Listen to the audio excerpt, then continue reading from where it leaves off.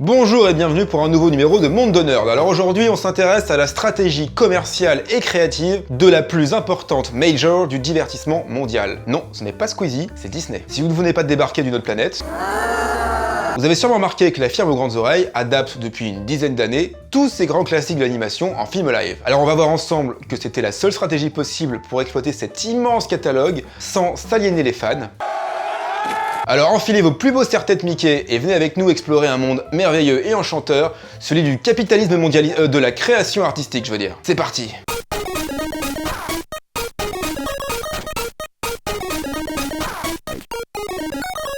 Disney a beau être la plus grande des majors de l'industrie culturelle hollywoodienne, et donc une multinationale du divertissement écrasant et rachetant tout sur son passage, Pixar, Marvel, Lucasfilm, la chaîne ABC, la Fox, elle possède quand même un statut particulier. Celui-ci est lié au mythe qui entoure son fondateur et ses créations. En effet, lorsqu'on évoque Disney, c'est immédiatement à l'histoire de la vie de Walt Disney que l'on pense, ainsi qu'au dessin animé qu'il a produit. Aucune firme de divertissement n'est aussi clairement identifiée dans l'imaginaire social dès l'enfance, et jusqu'aux adultes qui continuent d'apprécier les nouveaux films, ou se souviennent avec nostalgie de ceux de leur jeunesse. Cette force éclipse même les autres productions de la firme, qui sont pourtant très variées. N'oublions pas qu'à la fin des années 80, alors que la société avait tendance à péricliter, Michael Eisner, le PDG fraîchement débauché de chez Paramount, où il avait produit quand même les Indiana Jones, a énormément diversifié les activités de l'entreprise. C'est alors que Disney va produire de nombreux films pour adultes.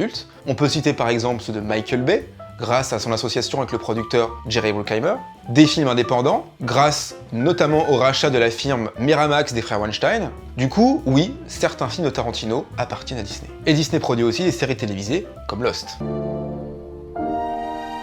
Pourtant, Disney continue d'être associé à dessin, puisque les autres créations sont produites par des filiales pour ne pas embrouiller le public, aux classiques d'animation commencés avec Blanche-Neige en 1937.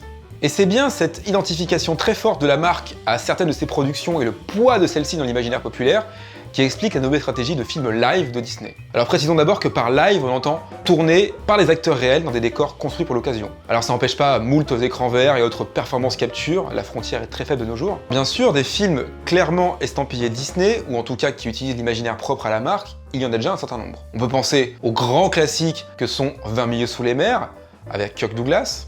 On peut penser aussi à Mary Poppins, ou mon préféré, coproduit avec Amblin, la société de Steven Spielberg, Qui veut la peau de Roger Rabbit. Ils existent donc, et certains sont des succès considérables, qui restent dans les mémoires. Cependant, depuis quelques années, on assiste à un phénomène qui me semble assez inédit. Des films tirés de l'univers Disney se multiplient, et l'ancêtre de cette effervescence récente est à mon sens Pirates des Caraïbes. Alors ce film n'est pas tiré d'un classique d'animation, mais d'un classique de l'attraction, ouvert en 1967 dans le parc Disneyland d'Orlando en Floride.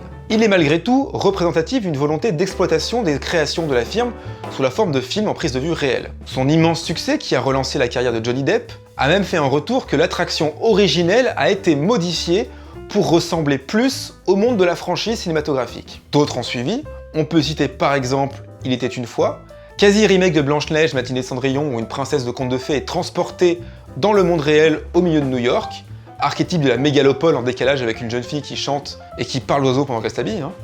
Le réalisateur du film, Kevin Lima, est assez clair sur ses intentions lorsqu'il déclare « Ce film fait la même chose que ce qu'a fait Mary Poppins à sa sortie, il vous rappelle ce que vous avez aimé dans les films d'animation Disney, puis transporte tout ça dans le monde réel. » Et cette phrase résume assez bien la stratégie récente de Disney, qui est en train de s'accélérer avec à chaque fois de gros succès, comme Alice au Pays des Merveilles de Tim Burton, Maléfique avec Angelina Jolie, qui s'inscrit dans l'univers de La Belle au Bois dormant, Le Livre de la Jungle, La Belle et la Bête, et les récents Roi Lion et Dumbo, encore de Tim Burton.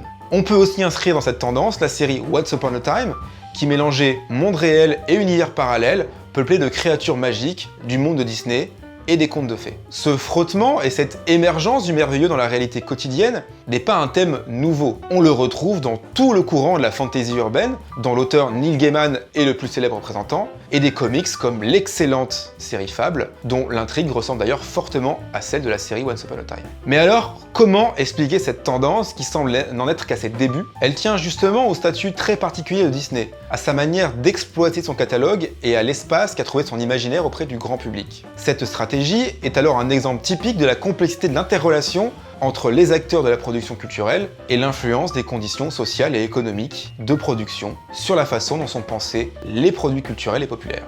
Disney n'est pas la seule à réutiliser ses franchises et ses licences pour en faire des nouveaux produits et œuvres fictionnelles. Bien au contraire, on pourrait dire que de ce point de vue, elle est même plutôt à la traîne. On ne compte plus ces dernières années les remakes et autres reboots qui permettent aux majors de réutiliser les franchises, des univers, des personnages et des histoires déjà traitées. Il suffit de jeter un œil au programme des sorties de cinéma depuis 5 ans ou même un peu plus, ou au contenu des grilles de programmes des chaînes de télévision américaines pour s'en convaincre. Très peu de totales nouveautés et beaucoup de réutilisation, avec plus ou moins de réussite artistique. La planète des singes, X-Men, Star Trek, Spider-Man, Judge Dredd, Jurassic Park, Superman, etc., etc.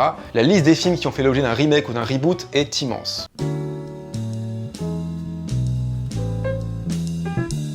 Alors, le reboot, c'est pas les grosses chaussures que vous mettez pour aller au ski, ça c'est le moon boot. Le reboot, c'est globalement vous prenez une œuvre déjà existante, mais vous repartez de zéro pour en créer de nouvelles histoires originales. Le remake, en revanche, c'est un petit peu différent, c'est-à-dire que vous prenez une œuvre qui existait déjà et vous la refaites à votre sauce, mais en regardant le scénario. Genre, si vous êtes pas trop con à Hollywood, vous prenez un film coréen que les gens connaissent pas trop, et paf, vous en faites un nouveau film.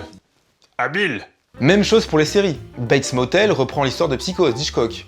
Sleepy Hollow est une série qui reprend le film éponyme de Tim Burton.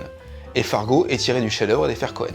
Tout ça s'inscrit dans une logique de franchise très en vogue à Hollywood depuis déjà un bon moment, et qui permet de rentabiliser des licences dont une major détient les droits. Alors parfois ça donne des projets intéressants, même si bien sûr cela pose la question du manque d'imaginaire, d'histoire originale et de la frilosité pour des productions originales du côté des acteurs principaux de l'industrie culturelle américaine. Mais ne blâmons pas entièrement les majors et leur logique mercantile. Bon, si, faisons-le, mais on n'oublie pas le reste. Le public peut aussi être frileux. À l'heure de l'économie des fans, passionnés par des univers vastes, transmédiatiques, et qui préfèrent souvent un nouvel opus qui explore un univers connu plutôt qu'une nouvelle franchise, c'est pas facile d'imposer quelque chose à la fois nouveau et qui va satisfaire les horizons d'attente. Oui, les geeks peuvent être parfois un peu nostalgiques et préférer plus de Star Wars, un monde qu'ils connaissent déjà très bien et qu'ils ont maintes fois exploré eux-mêmes, qu'un nouvel univers de science-fiction. Ça va, John Carter ?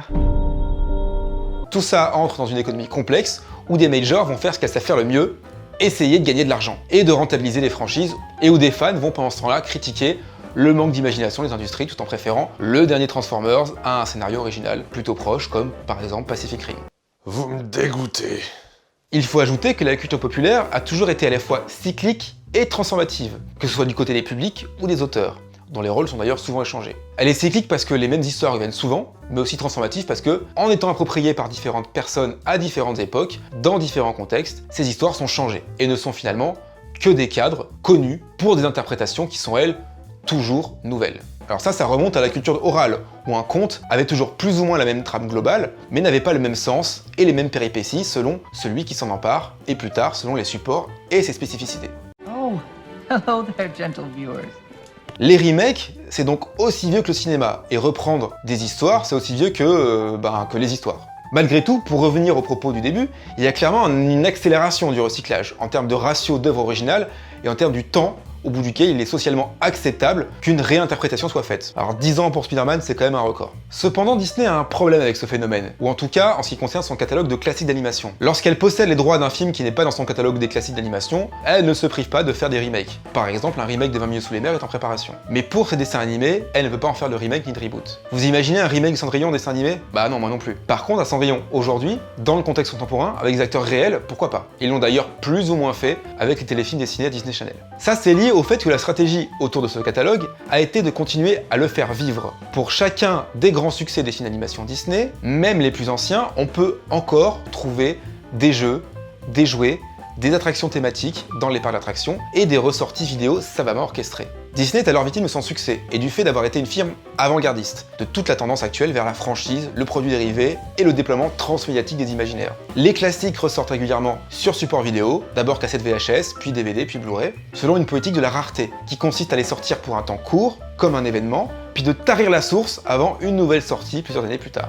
Alors forcément, faire cela et continuer de nourrir un imaginaire issu du film original ne pousse pas à faire un remake qui viendrait parasiter la première œuvre et son succès, toujours vivace et très présent chez le public. C'est là que les films Disney sont un exemple rare, avec également peut-être Star Wars et quelques autres œuvres. De génération en génération, un enfant va pouvoir regarder un film qui date de plusieurs décennies, l'adorer et le voir et le revoir avec délectation, d'ailleurs souvent accompagné par des parents ou des frères et sœurs, ravis de revivre leur émerveillement par procuration et de ressentir le plaisir de la transmission. C'est le propre d'un objet culte, tellement ancré dans la vie de ceux qui se sont construits avec, qu'il est très complexe de le refaire comme si le premier n'avait même pas existé. Alors que quand Steven Soderbergh fait un remake d'un film qui s'appelle L'inconnu de Las Vegas avec son Ocean Eleven, c'est moins grave pour les émotions du grand public qui ne se réunit pas à chaque Noël pour regarder l'original. Mais c'est cette approche, c'est cette appropriation générationnelle et culte par un public de passionnés et cette stratégie de vie longue d'une franchise qui rend impossible tout reboot de Star Wars et oblige J.J. Abrams et les suivants à continuer l'histoire. Pour tout autre film datant de 1977, ça serait pas le cas. Et c'est la même chose pour les films d'animation Disney. Alors la seule solution est de changer la forme.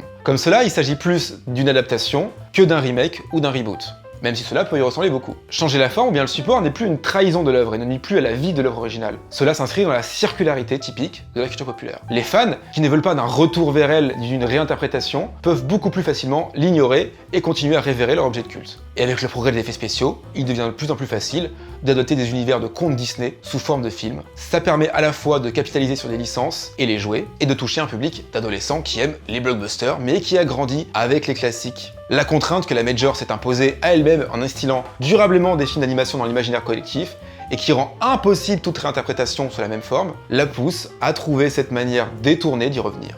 Contrairement à Universal qui pourra continuer à nous refaire des Frankenstein en reprenant tout à zéro et sans changer de support ni de forme, Disney n'avait que cette solution pour faire comme les autres tout en restant toujours une Major un peu à part. Nous n'avons donc pas fini de voir des films avec des acteurs de chair et d'os autour de l'univers des contes de Disney. Reste une seule question, mais qui va jouer Mickey ? Merci à tous et à toutes d'avoir suivi cette émission jusqu'au bout. N'oubliez pas de liker, de partager. Dites-nous dans les commentaires quel film d'animation Disney vous verriez bien en film live ou au contraire celui qu'il ne faut surtout pas toucher. Et on se dit à très bientôt pour une nouvelle émission.